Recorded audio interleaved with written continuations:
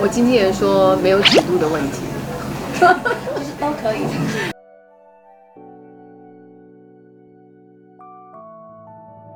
那后面会偷擦，或是会不会偷擦你的化妆品？怎么可能不？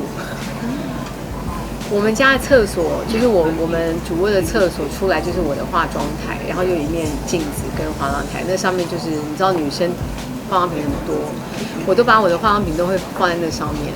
他每天都把那个东西拆开，每天都做一样的事情，尤其是唇膏，每天都要涂我的唇膏。然后波妞有一次把我新买的一支唇膏就整支擦断掉，然后再把断掉的唇膏涂地上，然后再用手指头去搓那个地上涂满的唇膏的地板，然后它都没有声音，因为我们家有一个，就只要波妞没有声音，我们都会非常紧绷，就知道她一定惹过。所以那一次，她是把我一个正红色，就像只有999的颜色，涂满了我的地板、跟手指头、跟嘴巴、跟腿上，满。你当下有生气吗？当然没有啊，怎么跟她生气？只是觉得。就是看到那样又好气又好笑吧。他是入围金钟当下的就一样啊，跟众多讯息里面的一样，就是恭喜。有没有比较特别？没有，晚上有一起去吃饭啊，然后也没有特别什么，因为他没有太大的就是很怎么样的心情，因为他都是跟我一样，就是好像平顺的，我们也没有特别觉得，他也没有特别觉得怎么样。他是一个比较冷静的人。那老公晚上给你抱抱，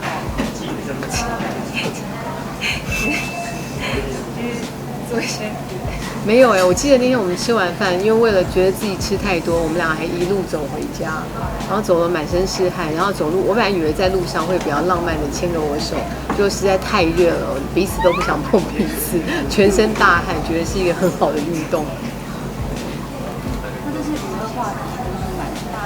是。之后想要挑战一些类型的戏。我经纪人说没有尺度的问题，就是都可以。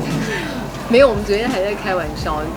我不知道我想应该大家都会对可能从入围开始或者娱乐里面的表现，可能没有想到我可以演这样子的角色。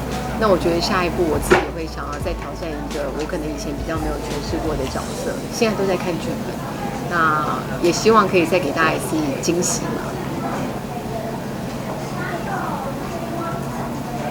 好了吗？我可以去吃饭了。谢谢大家，谢谢。